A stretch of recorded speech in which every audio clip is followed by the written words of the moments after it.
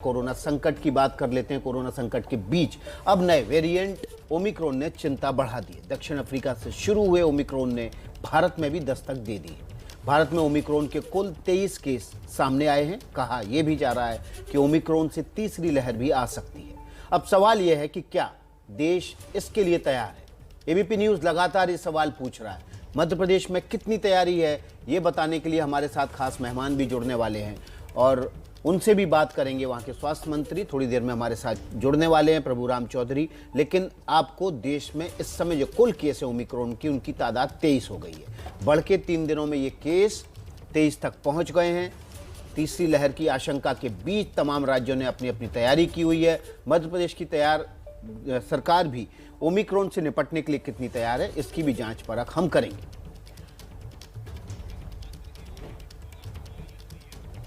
ये दो तस्वीरें आपके सामने हैं। देश में ओमिक्रॉन के मामले लगातार बढ़ रहे हैं। एयरपोर्ट्स पर इस समय सबसे ज़्यादा इस बात को लेकर एहतियात बरती जा रही है। जो ओमिक्रॉन प्रोन देशों से आ रहे हैं उन लोगों को 6 घंटे तक एयरपोर्ट पर रुकना पड़ रहा है, क्योंकि उनकी कोरोना की टेस्टिंग हो रही है। कोरोना टेस्टिंग नेगेटिव आने के बाद ही उनको एयरपोर्ट से बाहर निकलने की इजाज़त दी जा रही है।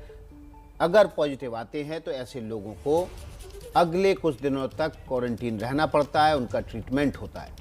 जी, मध्य प्रदेश के स्वास्थ्य मंत्री थोड़ी देर में हमारे साथ जुड़ेंगे। लेकिन ओमिक्रॉन से जो चिंता बढ़ गई है, देश में केस इस तरह से बढ़ रहे हैं, तो वहीं इससे सरकारों को सकते में ला दिया है।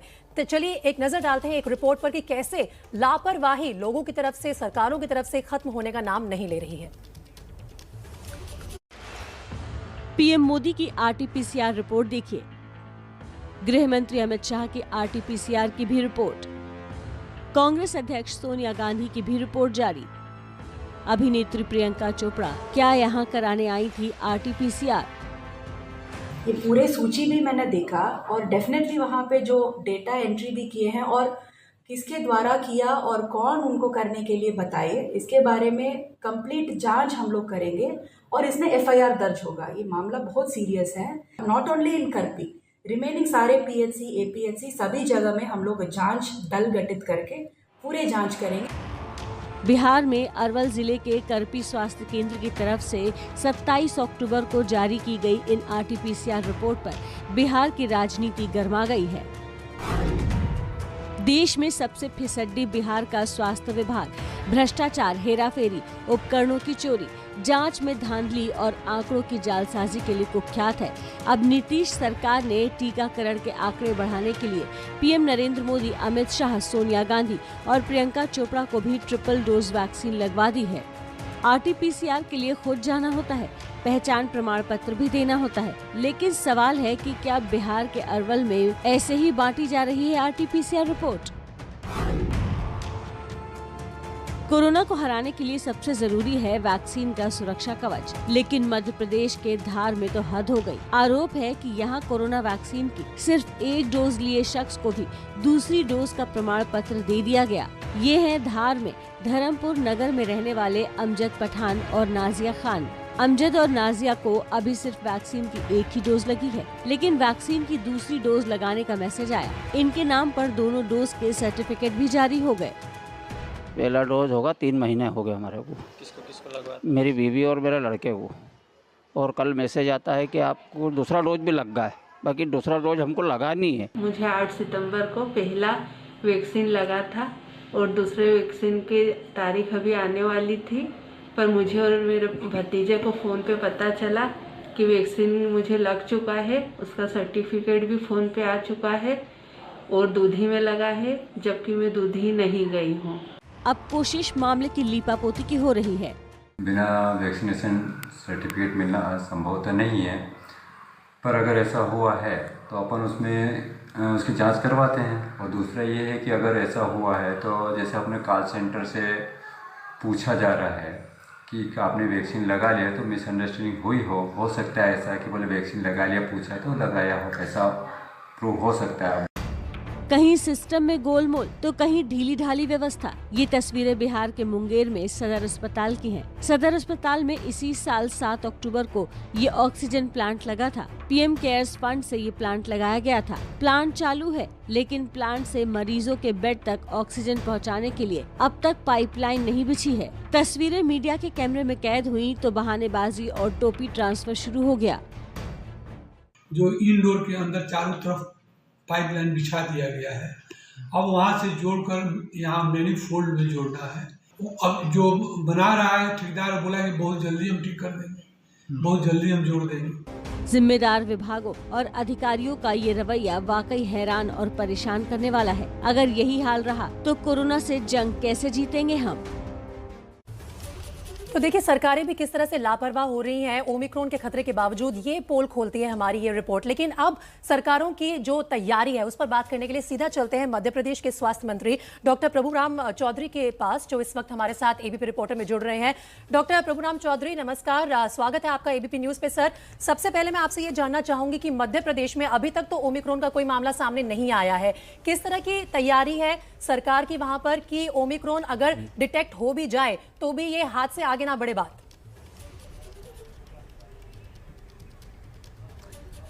मध्य प्रदेश सरकार ने पूरी तैयारी करके रखी है। मध्य प्रदेश के मुख्यमंत्री आदरणीय शिवराज सिंह चौहान जी के नेतृत्व में मध्य प्रदेश में हम लोगों ने एक जनभागीदारी का मॉडल बनाया है।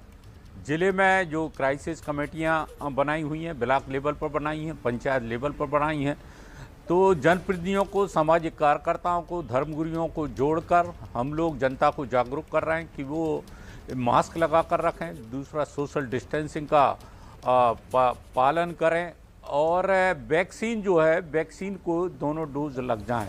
मध्य प्रदेश में हम लोग लगातार वैक्सीनेशन के महाअभियान हम लोगों ने करके जनता को वैक्सीन लगाई है और जो लोग छूट गए हैं उनको घर घर जाकर उनको ढूंढ कर हम लोग वैक्सीन लगा रहे हैं। और अगर जो कोई पॉजिटिव जैसे आ जाता है तो उसके लिए हम लोगों ने अस्पतालों की व्यवस्थाओं को दुरुस्त किया है, चाहे आईसीयू के हमारे बेड्स हों या एचडीयू के बेड हों या ऑक्सीजन की लाइनें हों, ऑक्सीजन कंसंट्रेटर हों, ऑक्सीजन सिलेंडर हों और ऑक्सीजन के प्लांटों को भी स्थापित किया है। उसकी कल मैंने पूरे मध्य प्रदेश के हर जिले की पूरी मैंने भी समीक्षा की और माननीय मुख्यमंत्री जी लगातार समीक्षा भी कर रहे हैं। स्वास्थ्य मंत्री जी, मेरा एक सवाल है आपसे, माफ कीजिएगा आपको बीच में टोक रही हूँ, क्योंकि अभी थोड़ी देर पहले जो हमने रिपोर्ट दिखाई उसमें मध्य प्रदेश के धार में ही एक व्यक्ति ने 1 डोज लगवाई है वैक्सीनेशन की और उसको सर्टिफिकेट दोनों डोज का दे दिया गया है। तो जागरूकता एक तरफ है, तैयारियां एक तरफ है, लेकिन ये जो गड़बड़ी हो रही है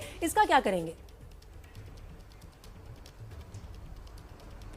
नहीं, देखिए ऐसा है, अगर कहीं कोई व्यक्ति कोई कभी जब हम लोग वैक्सीन लगाते हैं कोई नंबर अगर गलत दे देता है, दूसरा अगर को उसका नंबर चेंज हो जाता है, तो इस तरीके की अगर कोई बात आती है तो उसको हम लोग दुरुस्त भी करते हैं। और पूरा हम लोगों ने वैक्सीनेशन में मध्य प्रदेश के मुख्यमंत्री जी के नेतृत्व में वैक्सीनेशन महाअभियान जो हम लोगों ने चलाए हैं और डेली पूरे लोगों को, जनता को जोड़कर एक मध्य प्रदेश ने जनभागीदारी का एक मॉडल पेश किया है। 9 करोड़ से ज़्यादा डोज हम लोग अभी तक लगा चुके हैं और अभी भी हमारे वैक्सीनेशन महाअभियान की तारीखें कल ही मुख्यमंत्री जी ने जो समीक्षा की थी जी, प्रभुराम 8 चौधरी तारीख, 16 तारीख। मध्य प्रदेश की सीमा राजस्थान और महाराष्ट्र से लगती है, सबसे ज़्यादा मामले ओमिक्रॉन के अभी इन्हीं राज्यों में हैं।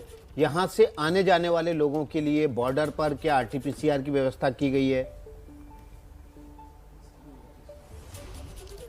अभी जो मध्य प्रदेश में हम लोग इसके पहले तक जो रेट एंटीजन और आपका जो RT-PCR भी हम लोग कर रहे थे, लेकिन अब हम लोगों ने निर्देश माननीय मुख्यमंत्री जी ने भी दिए हैं कि अब हम लोग आगे सब RT-PCR उसका जांच कराएंगे।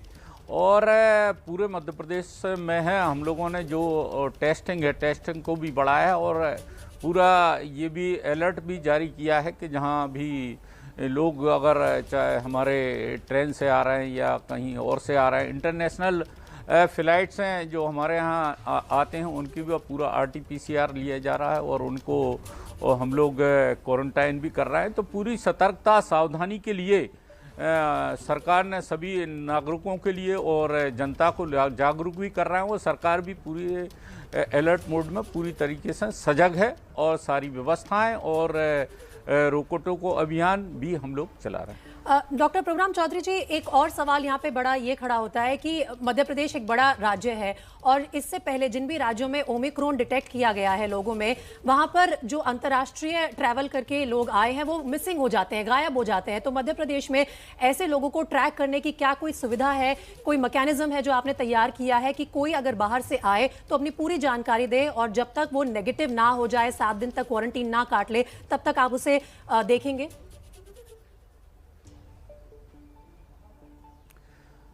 मध्य प्रदेश में जो भी लोग बाहर से आ रहे हैं, इंटरनेशनल फ़्लाइट हमारे यहाँ इंदौर में आती है और एक उसमें हम लोग वहाँ पर जो भी आने वालों का सबका पूरा टेस्ट करते हैं, RT-PCR टेस्ट करते हैं, उनको होम क्वारंटाइन करते हैं और जो भी लिस्ट हमको मिलती है बाहर के जो आने वालों को, उनके जो नंबर मिलते हैं उनको पूरा हम लोग टेस्ट करते हैं। कभी कभी किसी का नंबर नहीं लगता है तो उसको भी हम लोग लगातार कंटिन्यूस ट्रेस करते हैं कि कौन व्यक्ति जो मध्य प्रदेश में आया है उसको हम ट्रेस करके उसको होम क्वारंटाइन करें और उसका दोबारा आफ्टर 7 डे में उनका टेस्ट कराएं। जी प्रभुराम चौधरी जी, आपका बहुत बहुत शुक्रिया ABP न्यूज़ से जुड़ने के लिए। उम्मीद है कि ओमिक्रॉन के जो बढ़ते मामले हैं उसमें मध्य प्रदेश सरकार सख्ती से पेश आएगी, लेकिन एक बड़ा सवाल ये भी उठ रहा है प्रभुराम चौधरी जी कि लोग उस तरह से अब तैयार नहीं हो पा रहे हैं, जो प्रोटोकॉल है कोरोना का उसका पालन नहीं कर पा रहे हैं। हमें उम्मीद है कि मध्य प्रदेश में लोग इसका पालन तेज़ी से करेंगे और सरकार उसमें सख्ती भी अपनाएगी। बहुत बहुत शुक्रिया ABP न्यूज़ से जुड़ने के